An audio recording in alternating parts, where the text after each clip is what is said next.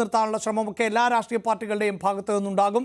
ചുരുങ്ങിയ പക്ഷം അവരെ പിണക്കാതെയെങ്കിലും നിർത്തുക എന്നുള്ളത്. ഇപ്പോൾ രാഷ്ട്രീയത്തിൽ മതം ഇടപെടരുത് എന്നൊക്കെ പറയുമ്പോഴും അങ്ങനെ ചില വസ്തുതകളുണ്ടല്ലോ. പക്ഷേ KP റഹ്മത്തുള്ള, എൻ്റെ സംശയം ഇതാണ്, ഈ കോഴിക്കോട് പലസ്തീൻ അനുകൂല സമ്മേളനം CPIM നടത്തുമ്പോൾ അത് പലസ്തീനുള്ള ഐക്യദാർഢ്യം എന്നതിനപ്പുറത്ത് മറ്റൊരു ലക്ഷ്യവുമില്ല എന്ന സമ്പത്തിൻ്റെ നിരീക്ഷണത്തോട് താങ്കൾ യോജിക്കുന്നുണ്ടോ? തീർച്ചയായും ഞാൻ ആ നിരീക്ഷണത്തോട് യോജിക്കുന്നില്ല. ഫലസ്തീൻ ഒരു രാഷ്ട്രമായോ യാസർ അറഫാത്തിനെ രാഷ്ട്രത്തലവനായോ ലോകം അംഗീകരിക്കുന്നതിന് മുമ്പ് തന്നെ CPM അദ്ദേഹത്തെ ഡൽഹിയിൽ ചുവന്ന പരവതാനി വിരിച്ച് സ്വീകരിച്ചു എന്നത് സത്യമാണ്.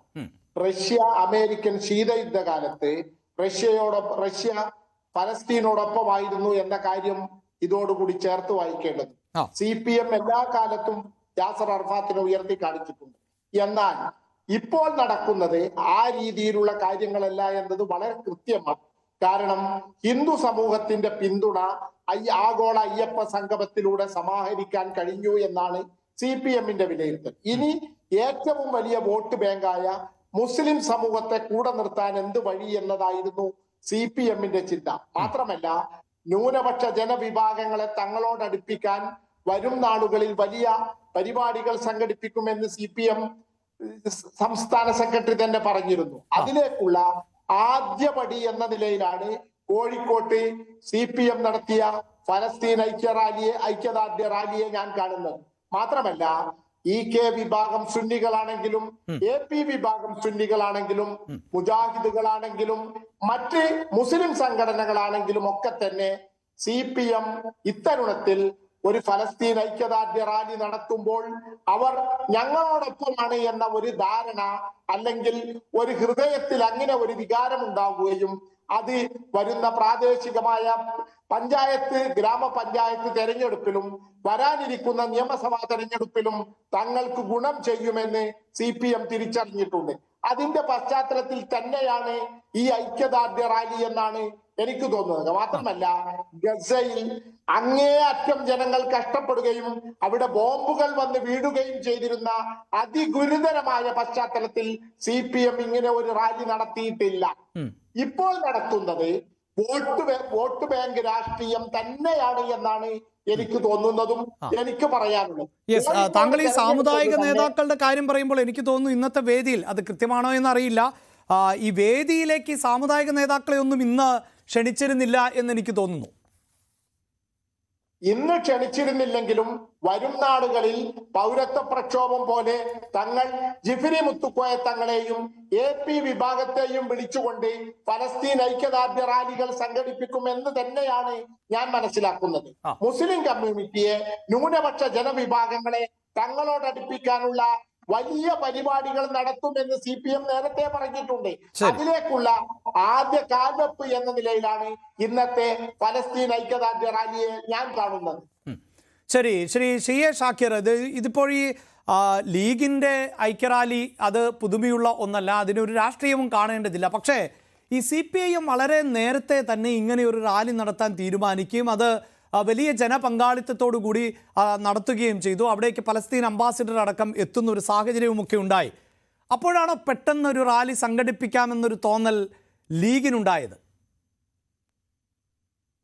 അല്ല, പിന്നെ അഭിലാഷ്, എറണാകുളം മറൈൻ ഡ്രൈവില് മുസ്ലിം ലീഗ് സംഘടിപ്പിച്ച ഈ ഫലസ്തീൻ ഐക്യദാർഢ്യ റാലി ശ്രദ്ധയിൽപ്പെട്ടിട്ടില്ലേ? ശ്രദ്ധയിൽപ്പെട്ടിരുന്നു. അതാണല്ലോ ഞാൻ സൂചിപ്പിച്ചത്. ആ പരിപാടിയിൽ പങ്കെടുക്കാനാണ് ഫലസ്തീൻ അംബാസിഡർ വന്നിട്ടുള്ളത്.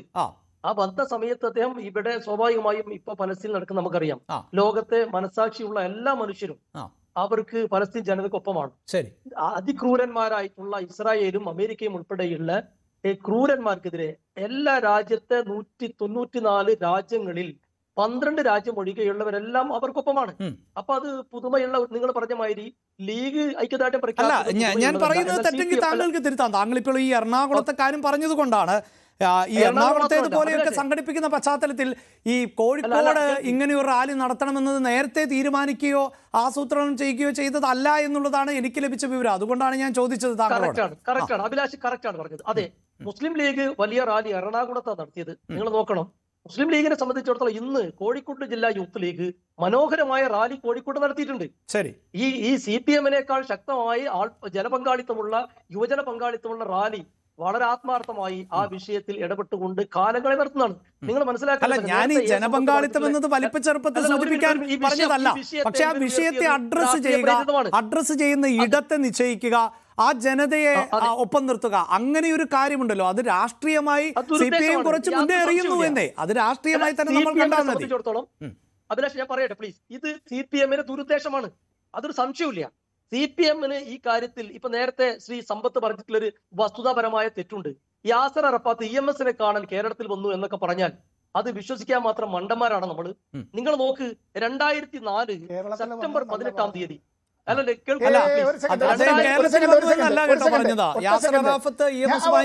ചിത്രമാണ്. പറഞ്ഞു വരുമ്പോൾ ഒറ്റ സെക്കൻഡ് മിസ്ലീഡ് ചെയ്യുന്ന നിലയിലേക്ക് ഞാൻ പറഞ്ഞ കാര്യത്തെ വളച്ചൊടിച്ചുകൊണ്ട് ഇങ്ങനെ പോകുന്നത് ഇടപെടുകയല്ല. ചെങ്ങാതി നുണ പറഞ്ഞപ്പോൾ ശ്രീ സാക്കിർ അതിലെന്താണ് അദ്ദേഹം പറഞ്ഞിട്ടില്ലാത്ത കാര്യം അങ്ങനെ പറഞ്ഞില്ല എന്ന് ഇടപെടുന്നതിൽ എന്താണ് നമുക്ക് തെറ്റ്? താങ്കൾ തടസ്സപ്പെടുത്തിയതല്ല. ഞാൻ പറയാം. അതായത് 2004 സെപ്റ്റംബർ 18-ാം തീയതി അന്നത്തെ പലസ്തീൻ പ്രസിഡന്റ് ആയിരുന്ന യാസർ അറഫാത്തിനെ പലസ്തീനിൽ പോയി കാണുകയും ഇന്ത്യയുടെ 20 ടാറ്റ സഫാരി കാറ് ഇന്ത്യ ഗവൺമെന്റിന്റെ വകയായി ആ രാജ്യത്ത് ഗവൺമെന്റിന് കൊടുക്കുകയും മില്യൺ കണക്കിന് ഡോളർ യാസർ അറഫാത്തിന് കൈമാറുകയും എത്രയോ കോടിക്കണക്കിന് രൂപയുടെ മെഡിസിൻ അവിടെ എത്തിക്കുകയും ചെയ്ത നേതാവിന്റെ പേര് അഹമ്മദ് എന്താണ്. അത് ഇന്ത്യൻ യൂണിയൻ മുസ്ലിം ലീഗിന്റെ പ്രസിഡന്റ് ആയിരുന്നു, കേന്ദ്രമന്ത്രിയായിരുന്നു. അതോടൊപ്പം തന്നെ അവിടെ ആദ്യകാലത്ത് ഇന്തിഫാദയുടെ സമയത്ത് ഈ കുട്ടികൾ മിഠായി കൊണ്ട് പിന്നെ പ്രതിരോധം നടത്തിയപ്പോ അന്ന് ഇന്ത്യയിൽ നിന്ന് മിഠായിയുമായി പലസ്തീനിലേക്ക് പോയ ഒരു നേതാവുണ്ട്. അത് ഇന്ത്യൻ യൂണിയൻ മുസ്ലിം ലീഗിന്റെ നേതാവായിരുന്ന ഇബ്രാഹിം സുലൈമാൻ സെട്ട് സാഹിബായിരുന്നു.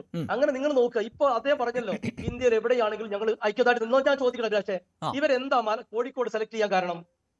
ഇവരെന്തുകൊണ്ടാണ് ഫലസ്തീൻ ഐക്യദാർഢ്യം തിരുവനന്തപുരത്ത് നടത്താതിരുന്നത്? എന്താ കണ്ണൂരിൽ നടത്താതിരുന്നത്? ഞങ്ങൾ നടത്തിയ എറണാകുളത്ത്. ഞാനൊരു കാര്യം കൂടി സൂചിപ്പിക്കാം. ഇന്ത്യ രാജ്യത്ത് ഇന്ത്യയുടെ തലസ്ഥാനത്ത് ഡൽഹിയിൽ ഒരേ